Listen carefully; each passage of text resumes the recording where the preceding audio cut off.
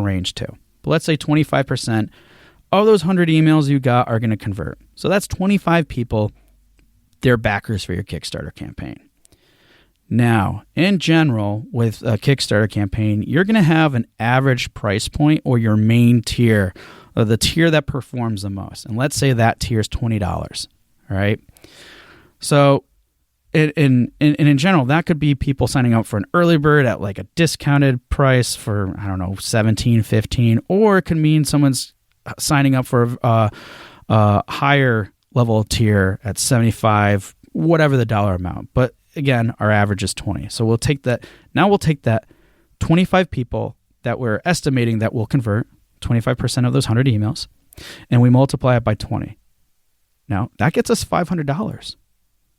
So from that $200 campaign you just spent, you made $500. So that's a $300 return on your investment there, essentially. Again, we haven't calculated. I'm not going to do it now, but we haven't calculated in the costs that associated with that. But just from that campaign alone, you got $300, or you got about 250% return on ad spend.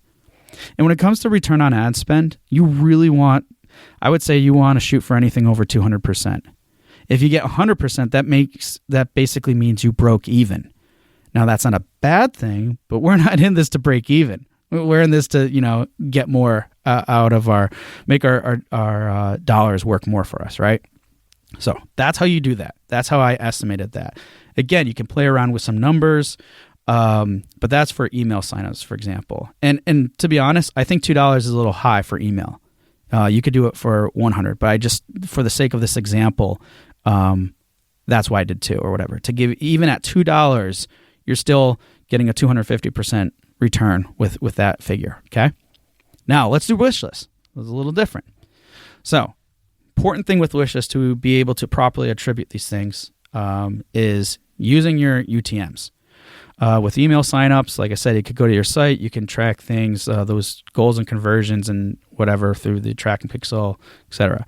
But with wish lists, you got to use your UTMs. You got to add them in the back of your the landing page URL, so that way you can properly attribute.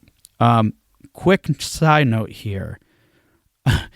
I've noticed that, and I know it's still in beta or whatever for the Steam's UTM tracking, it can be all over the place. It can be delayed. Just be mindful of that. And the chances are that you're probably actually getting a little bit better results than what they're showing there too. So just be mindful of that and such when you're using your UTMs for Steam. So similar example, let's say $200 campaign spend. Definitely should be right at the dollar mark for a wish list. It can vary. It's okay if it's a little bit more, but the goal, $1 per wish list. So let's say for $200 spent on your campaign, you get 200 wish lists. Awesome. Now, I can't remember off the top of my head what the ideal conversion. It might be a little bit high in this example, but let's say 15% of that of the wish list convert. So at 15% of 200, that's about, let's say we're estimating 30 units sold. So let's say your game costs about $20. And you had 30 people that purchased units. Now we're looking at $600. Again, not just the cost that of your time or someone doing this, being mindful, and this also applies to Kickstarter too, but be mindful of the percentage cut that platform takes. I think Kickstarter is like 8%, right around there, and obviously Steam is 30%. Not really worth working that in right at the moment because it's kind of going to be peanuts in the grand scheme of things, okay? But here we go, $20, 30 units sold, that's $600. Now you're looking at $400 that you gained from that 200 you ran, or 300% return on ad spend. So this is why going through this process and everything is really important to know when you're considering ads and estimating what that could be. Right. And again, these numbers can shift. Everybody's numbers are going to look different. You could be higher, you could be lower. But again, going through these exercises and really understanding these things is important. And ads aside, remember how I said I'd break this thing a little bit further and how it can apply to you and everything you're doing with your marketing. Well, remember how I told you about, hey, if you're going to do your ads yourself, track the time it takes you to learn this stuff. But also, that tracking is really important to everything else that you're doing. If you're just making posts on Reddit, if you're doing running conventions, what is the time and other investment of resources it takes to put these things together? So get a dollar amount. Once you get that dollar amount, so let's say you're running Reddit posts all the time or whatever, right? And you're like, okay, it cost me like $200 a month to do that. And then what's the return? And sometimes it can be a little bit difficult to track. You could throw UTMs, whatever. But when you start doing this and then you start breaking it down, you can actually get a return on investment or numbers by using the same equations I just laid out here. So it's like, I did this amount of work. It cost this, whatever it is. That's why time tracking is important. And I was able to get this type of conversion rate. So people went to my site. I had a goal set up and know that of everybody coming from Reddit, 26% convert and sign up for my email. And then if that email list is going to be used at first for, let's say, a Kickstarter campaign or even a game sales, then and then you can start estimating what campaigns, what marketing efforts, what platforms are doing the best work for you. And then you can optimize and really focus more on those particular platforms. So I hope it's somewhat clear on what I explained here and why having this like ad mindset can help you with literally everything else that you're doing. And I know you talked about email signups and wish lists. Like wish lists, basically, those two steps, all they provide is the estimation part. The cool thing about with a purchase, you know what, basically, if you direct their traffic, they make a purchase, you know what that purchase amount is, and you know what the cost per that purchase was. As long as you want to, and that where it's more important to calculate what the percentage of that Steam takes out and stuff, because then you want to make sure, you know, what's your profit margin, what do you want to be getting, and what are you willing to spend on getting that purchase, because you probably don't want to spend more.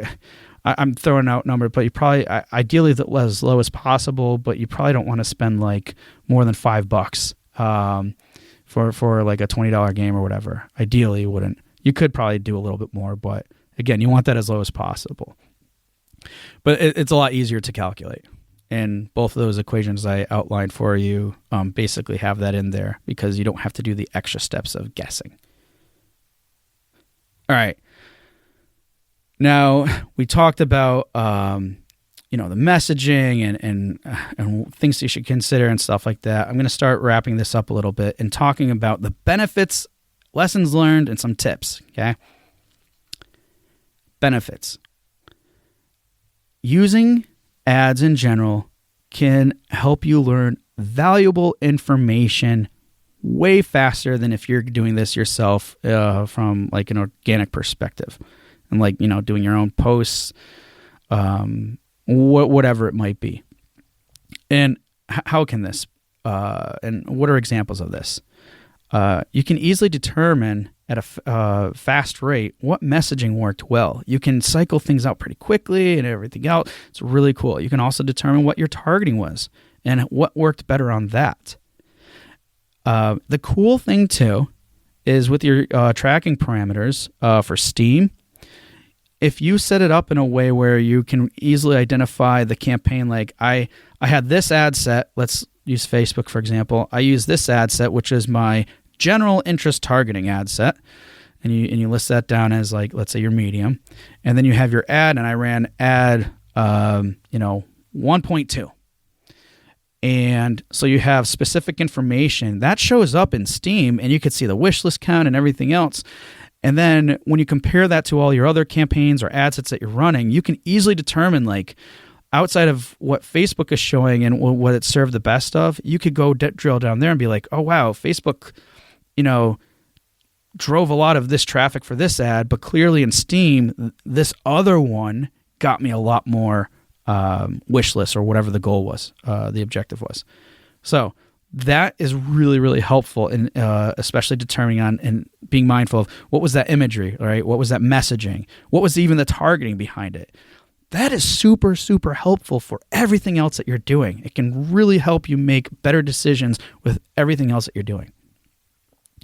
Another cool thing that's really a big benefit is how people commented on your ads. As I mentioned before, there's other places you can do that to get comments on this stuff, but people are in a different environment. They're in a different space on some of these platforms, so they might might be more insightful on that. So one thing is, like, did they validate things for you? Or were they a little bit more truthful? Did they call you out on some things? I've had experiences before where, and a little quick tip here is I was trying to make a claim. I was stating a claim, like, not this crazy, but this is the best game ever, right? That's a pretty absurd claim. Well, if you're making a claim, it's not substantiated, and people call you out on it, that gives you a clear indication, like, okay, maybe I shouldn't use that messaging anymore, right? Or at least tweak it differently so it doesn't imply what that person thought it did. So are they calling you out about your messaging or the creative that you use? Like, oh, wow, that looks kind of crappy, and maybe the image was a little bit distorted or something. I mean, you wouldn't want that from the get-go, but hey, it happens. Or did they validate things for you, as I mentioned? Is what you thought what they're also saying, which is always good when that happens, because then it's aligning. What you're thinking could be good and stuff is aligning what they're thinking, and that's always a good sign. Other cool things too, when they're commenting on stuff, they could tag their friends. They could tag other people, and that's a form of, without just directly sharing the ad, they're getting people to look at it and comment, and there could be conversations about it. Some really cool things that can happen with just running your ads and getting you way more exposure than you typically could. Or actually, when that happens, it's not necessarily viral. There's potential that could happen. I don't see it really that often, but what's really cool is that when they're tagging other people in on that stuff, it's making your money work more for you, because you created that possibility where now people are doing that, and you're just getting that much further reach, and you'll see your costs going down, and all great things happen when that happens. But more importantly, it's the fact that people are seeing something that they're excited about and want to share with others. That's always a good thing. Another cool thing that happens too, and I mentioned this earlier too, is did your general wish list conversion rate increase? That's something to look for, especially depending on your objectives. Because sometimes if you're talking about your game, even if you're having people go to your landing page on your website to get email addresses, if you have some type of branding in there associated with the game, like people will go out of the browser or open up another tab, and they'll search Steam for it too. So you could be running ads for email sign up or Steam, and even if they don't attribute it directly because they're not clicking on the ad, you could see other numbers increase too, or your follower count can increase as well. So don't just be looking out for and monitoring results just directly associated with your campaign. Look at the bigger picture too, because you can find out that that not everything's going to be attributed to these efforts, but they could help actually impact the overall what's happening with other information or other things that are being acted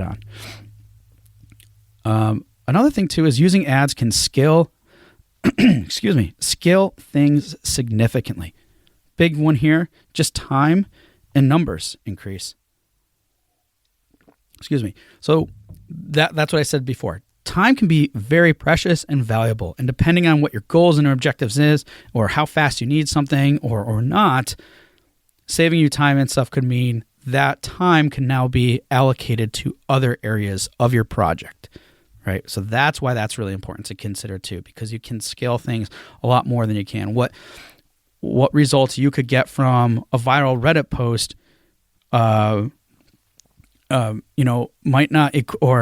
might not equate to the number of running ads for a certain amount of time, right? I mean, so there's lots of different things to look at. Or I guess a viral Reddit post would work really well in your favor, but let's say if you're making a bunch of posts and they are getting some attention stuff, but they're not to the same level of your ads, it's good. And then, like I said, with your return on investment, you could still break down those numbers to determine what's more effective for you. But again, in most cases,